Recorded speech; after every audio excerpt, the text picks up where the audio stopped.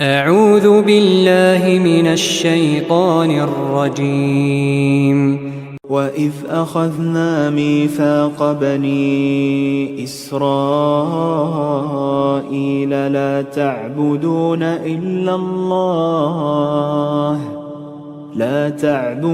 إلا الله وبالوالدين إحسانا وذي القربى واليتامى والمساكين وقولوا للناس حسنا وأقيموا الصلاة وآتوا الزكاة ثم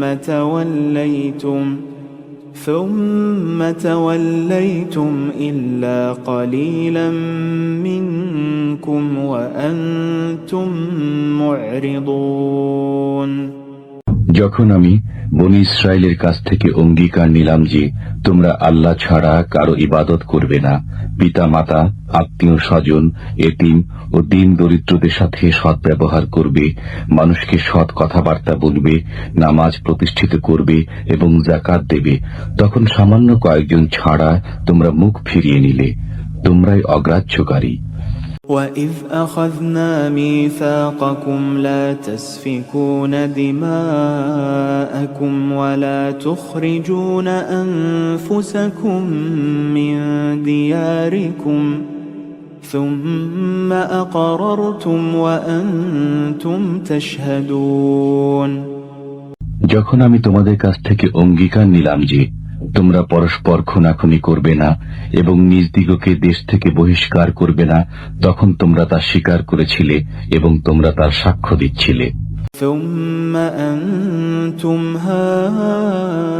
هؤلاء تقتلون أنفسكم وتخرجون فريقا منكم من ديارهم تظاهرون عليهم بالإثم والعدوان وإن يأتوكم أسارى تفادوهم وهو محرم عليكم إخراجهم أفتؤمنون ببعض الكتاب وتكفرون ببعض فما جزاء من يفعل ذلك منكم إلا خزي في الحياة الدنيا ويوم القيامة يردون إلى أشد العذاب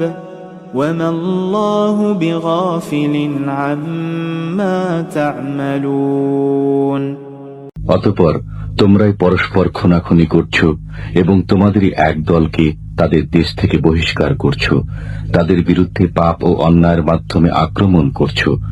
আর যদি তারাই কারো বন্দী হয়ে তোমাদের কাছে আসে তবে বিনিময় নিয়ে তাদের মুক্ত করছো, অথচ তাদের বহিষ্কার করাও তোমাদের জন্য অবৈধ। তবে কি তোমরা গ্রন্থের কিয়দংশ বিশ্বাস করো এবং কিয়দংশ অবিশ্বাস করো? যারা এরূপ করে পার্থিব জীবনে দুর্গতি ছাড়া তাদের আর কোনই পথ নেই। কিয়ামতের দিন তাদের কঠোরতম শাস্তির দিকে পৌঁছিয়ে দেওয়া হবে। আল্লাহ তোমাদের কাজকর্ম সম্পর্কে বেখবর নন। أولئك الذين اشتروا الحياة الدنيا بالآخرة فلا يخفف عنهم العذاب ولا هم ينصرون। এরাই পরকালের বিনিময়ে পার্থিব জীবন ক্রয় করেছে, অতএব এদের শাস্তি লঘু হবে না এবং এরা সাহায্যও পাবে না।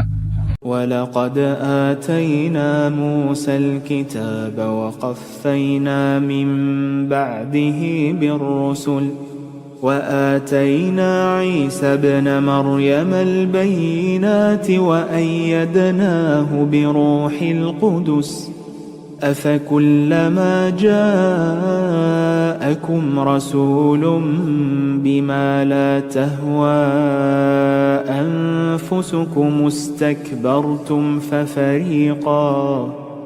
ففريقا كذبتم وفريقا تقتلون।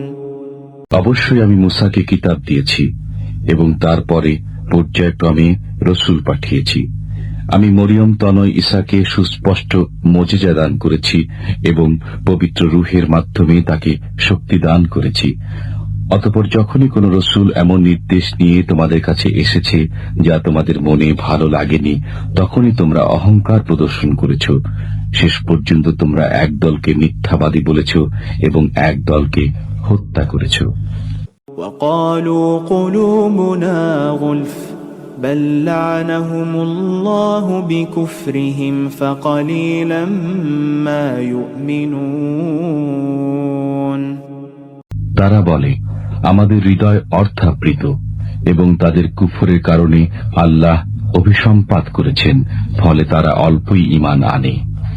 ولما جاءهم كتاب من عند الله مصدق لما معهم وكانوا من قبل يستفتحون على الذين كفروا فلما جاءهم ما عرفوا كفروا به فلعنة الله على الكافرين।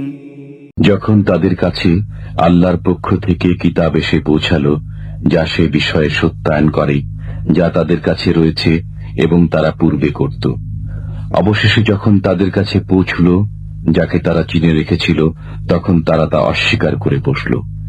অতএব অস্বীকারীদের উপর আল্লাহর অভিসম্পাত। بئس ما اشتروا به أنفسهم أن يكفروا بما أنزل الله بغيا أن ينزل الله من فضله على من يشاء من عباده فباءوا بغضب على غضب وللكافرين عذاب مهين। যার বিনিময়ে তারা নিজেদের বিক্রি করেছে তা খুবই মন্দ, যেহেতু তারা আল্লাহ যা নাজিল করেছেন তা অস্বীকার করেছে। এই হঠকারিতার দরুন যে আল্লাহ স্বীয় বান্দাদের মধ্যে যার প্রতি ইচ্ছা অনুগ্রহ নাজিল করেন, অতএব তারা ক্রোধের উপর ক্রোধ অর্জন করেছে, আর কাফেরদের জন্য রয়েছে অপমানজনক শাস্তি।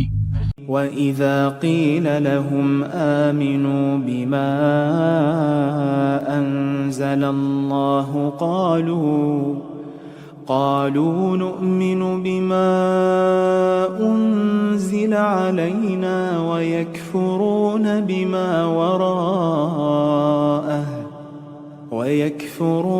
بِمَا وَرَاءَهُ وَهُوَ الْحَقُّ مُصَدِّقًا لِمَا مَعَهُمْ قُلْ فَلِمَ تَقْتُلُونَ أَنْبِيَاءَ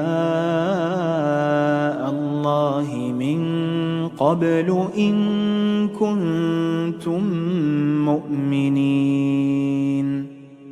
যখন তাদেরকে বলা হয় আল্লাহ যা পাঠিয়েছেন তা মেনে নাও, তখন তারা বলে, আমরা মানি যা আমাদের প্রতি অবতীর্ণ হয়েছে।